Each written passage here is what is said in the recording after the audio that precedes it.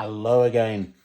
Going to get on with that rock face. Right before I start, while I remember, somebody asked about the paint sample pot. I'll show you what that looks like.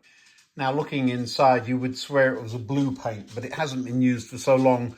I think I painted a 2x4 sheet with the bit that's gone from the top there. Oh, look who's shown up. Hello, Sparky. You want your ears rubbed, is that it? I usually slap a bit on the outside of the pot. That's quite intentional, so that I know what colour it is. It looks a bit lighter than the one I usually use, but nevertheless, that is a sample pot. I'm sure if I give that a good stir, it'll change colour.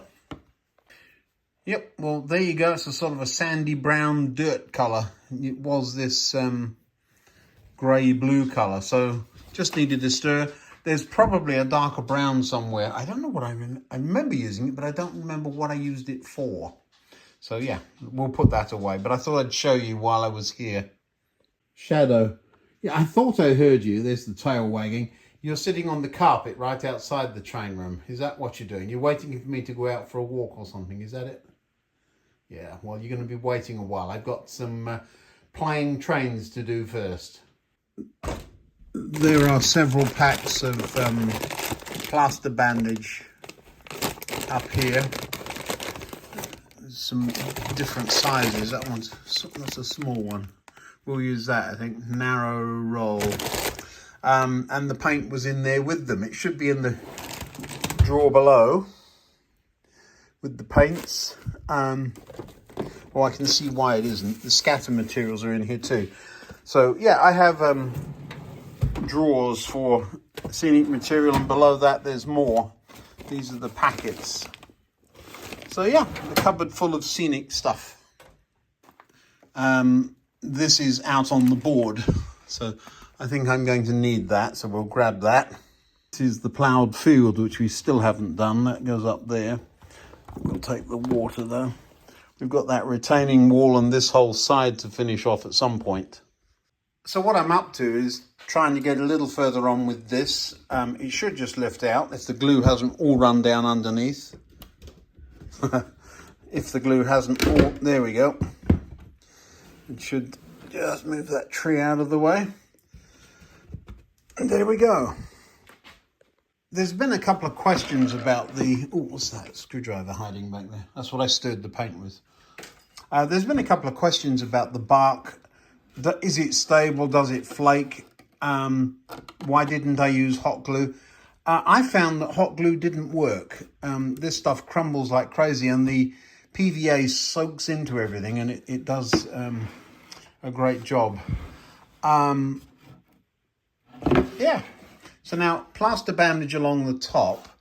I want to try and give this area here a little bit of texture, but I've only got a little bit of space. Got a few extra bits of bark. I don't know how we would ever cut those into strips. Could try it on a guillotine, but I know it's just going to shatter if I do. So we'll come up with something, I'm sure. And the same at the other end there. There's quite a bit of cliff face that we don't need it to be just flat. One of the advantages of being so robust with this great big chunk of ply is you can turn it on its back and lay it down. It's not level, of course, because of the shape that it has to get to the board, but it's, yeah, lovely. So we'll work on this end first, see if we can't, I'm not sure whether to do the top or the, we do need to do the top. We'll figure it out as we go, shall we? This channel should be called Trains of Figuring It Out As We Go, or Thinking It Out As We Go Along. We do need to figure out how to do this, and we'll try it together, shall we? Wood glue is what I have today. The weaker PVA that I would mix up in one of these coffee cups. I need to do that if we're going to get into any detail, but I'm trying to figure out, does it actually work?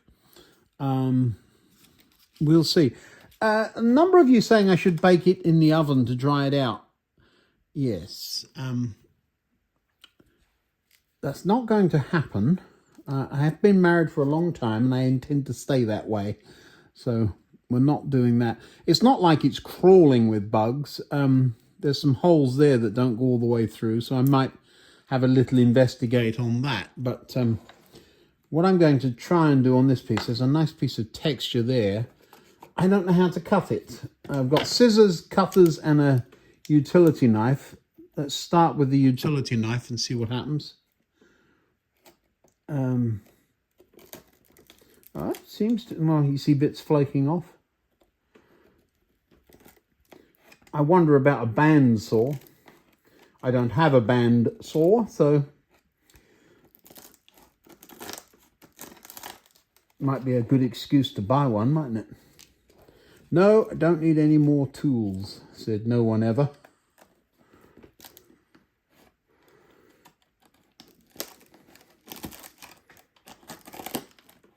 Yeah, that's what I was worried about. See all the bits, but has this worked at all? It has. So I've wound up with a piece, look. And I can put that on there somehow. Want it sloping down as if it's... So if I glue that there, that might work. I think we're not going to get to the bandage at this rate. That does work there. We wound up with a straight edge here.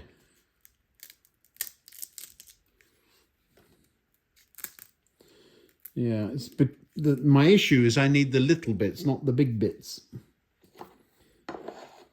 Let's try again. Somebody's going to be screaming at their monitor saying, help me, this is how you do it. Well, actually that looks rather lovely, doesn't it, that piece? I don't know if we can save any of that, but we'll give it a go. There is a grain to this.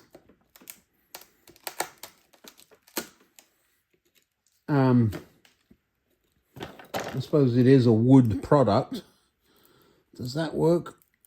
Might do. Other way up. I think we can make it work.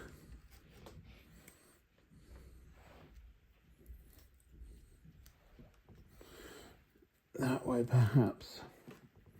You know I'm going to have to make up a batch of glue. It's just going to... I can feel it coming.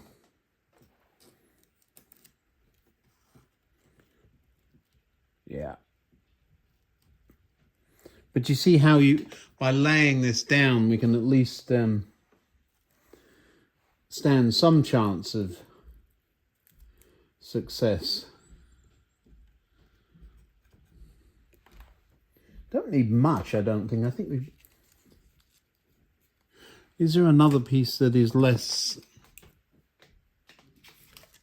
brittle?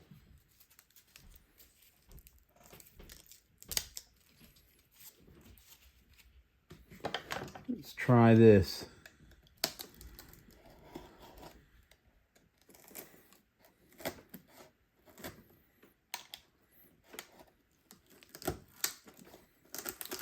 Oh yeah.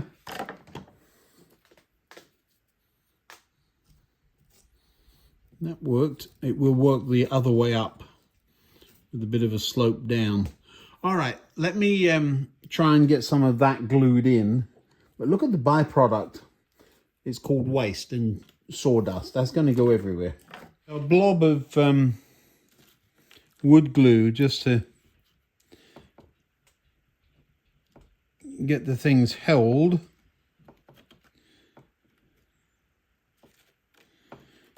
Flat side down, and then I've just mixed up a very small batch. Small, little tiny batch of oh, see that flaking apart. No, that's not good. Oh, that's not good. I did see somebody the other day put it this way on. Yes, you can, and I think it looks wonderful, but not when you've already done the rest of the surfaces the other way. I don't think that's going to work for me. This is becoming a bit of a gooey, soggy mess. But I think it will have the desired effect. I thought I was going to get this done today, whack some plaster bandage around, which dries quite quickly, slop some paint on it and we'd be done. But clearly not. And now I'm in that you shouldn't have touched it mode. I can just confirm that scissors do not work. They just shatter it. We've got visitors apparently. The dogs are both barking. That usually means somebody, there's no deliverers. It's Sunday afternoon, in case anybody's interested. It's the only half day I have off in 2 weeks.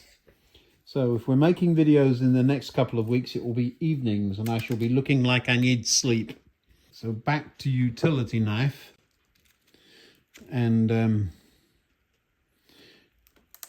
I've decided that going bigger helps, but I only want little pieces. So it's a compromise. That's gone all the way through. Look at that. Hasn't shattered. That was my son coming home. He's been out helping my brother-in-law or sister, I think, do something with Christmas decorations, which usually don't happen in America until after Thanksgiving. Where in England, it happens after Guy Fawkes Day, I think is the natural break. Here comes, oh, it's Sparky. You've come to see me again.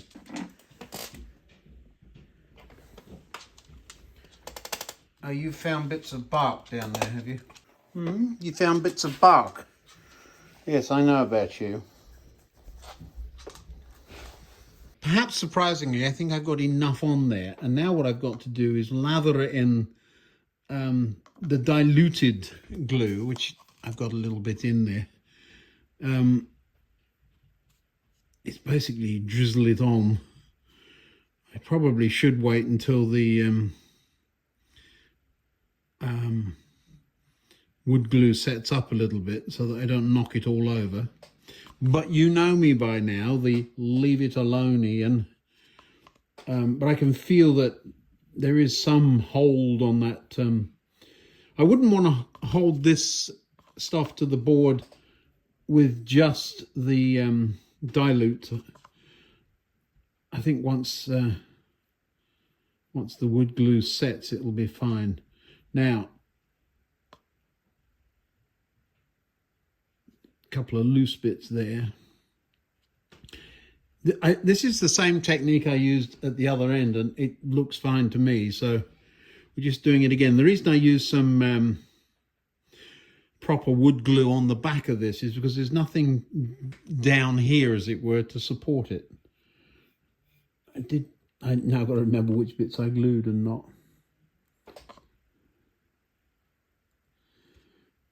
There we go, something like that. It really does soak in to the layers when you paint it on the edge, and so I think anything of the flakiness that you would expect may go away because of that. Right.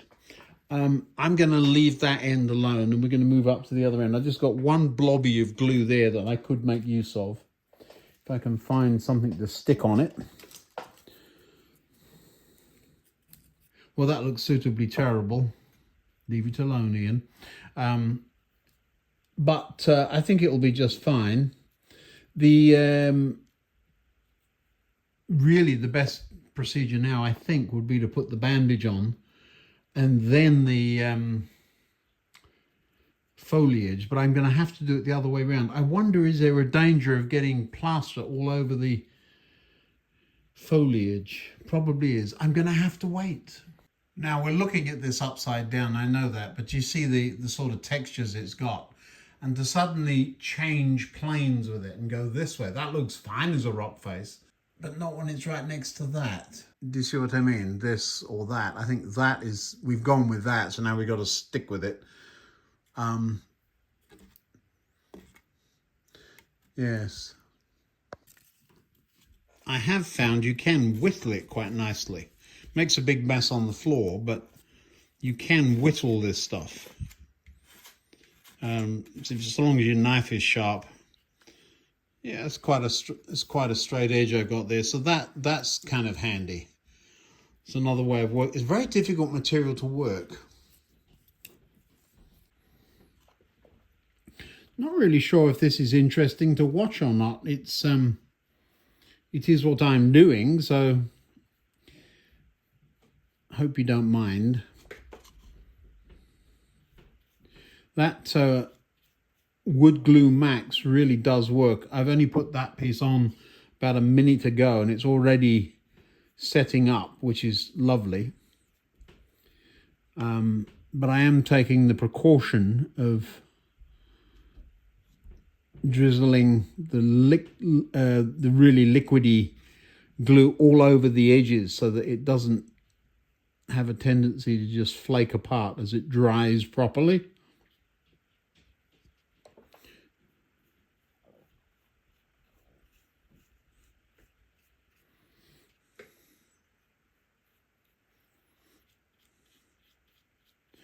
I did dig into one or two of the little holes that looked like woodworm holes, but as I dug in, there was some powder. There'd obviously been something eating its way through the wood at some point in its history, but I'm finding nothing. So, am I worried about it? Yeah, no.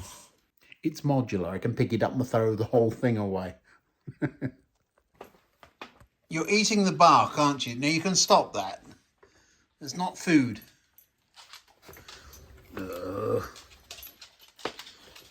Always show up when there's a mess, don't you? Yeah, I got the vacuum cleaner out and got there before you did. You're looking for something to eat, I know it. Well, having made quite a horrendous mess, I've got to sit and wait for that glue to dry now. It will dry quicker than the other stuff, but I still can't really do much until it is dry. So, what shall we do in the meantime? First, I got to go and get the glue off my fingers. We'll think of something.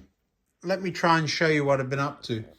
So, the bulk of that cliff face is quite thick and solid, where at the ends, what I've done is thinned it out. So there's quite some air gaps here. Do you see this in between the bits? But I needed a thicker, stronger glue to hold that there. So I needed a flat bottom on each of the bits. And so lay it down and do it. And then I'll just be able to stuff greenery in there. Now, I'm a little reluctant to do that now because the bandage is going to go along the top of it to try and put a green grass roof on this, if you like. Make it look like it really was a field that was cut into to make a cutting. So it's an experiment. I think so far it's gone better than I could have hoped. I've put the bin right underneath there, and there was just a blip of glue that went down in there. So I got that right at least. The floor had been covered in lots of bits of bark, which is what the dogs were showing interest in. But I got most of it up. I'm not going to shunt around and sweep everything right now, but it does come up very easily. That's the one good thing. I took the dogs for a walk before it got dark. I was gone about, I don't know, about an hour.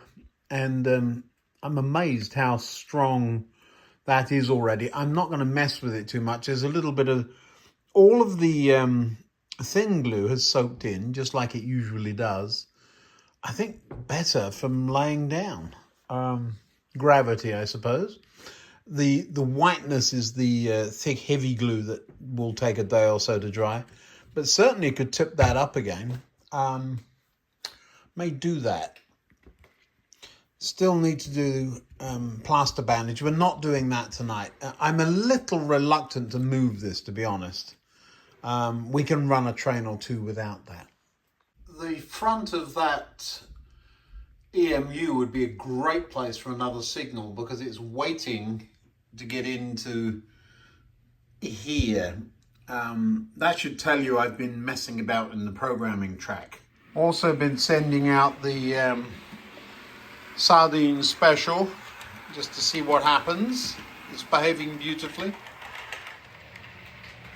One or two of you have been suggesting that I actually tell you some of the stories that are hiding on the layout, instead of just saying, oh, he's there to remind me of something. All right, well, I'll do that then. Even figures on the platform. That's Peter. There he is. Now, Peter was an interesting character. He often would go train spotting just because I did. We would go for walks together, and there was a place we could walk from where we lived. It's quite a long walk, but you could go and see the West Coast Main Line and watch the trains from fairly high up whiz past down below. Anyway, Peter, there he is reading his newspaper. He died some years ago, but he was a grumpy old man. He was quite a bit older than I was, but we were good friends, and he was just grumpy. He was about as grumpy as I am not. But I think we were good for each other. I learned a lot from him. He was a mechanic, or had been, and very, very good at practical stuff. But he always pretended to show no interest in anything. His modus operandi was much more to do with, what are we out here walking, looking at trains for? That doesn't make any sense. And he would often tell me what a waste of time it was. Saw right through him. He came along every time. We really were good friends, but were very, very different. Totally different views on most things in life.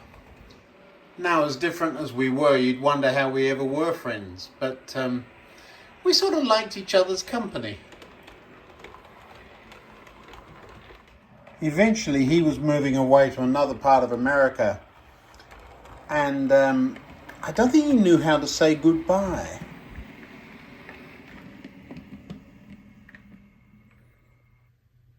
So there he is on the platform, hiding behind 3 trains. Now, we'd both worked together in England, and coincidentally, he moved here to Atlanta before moving away.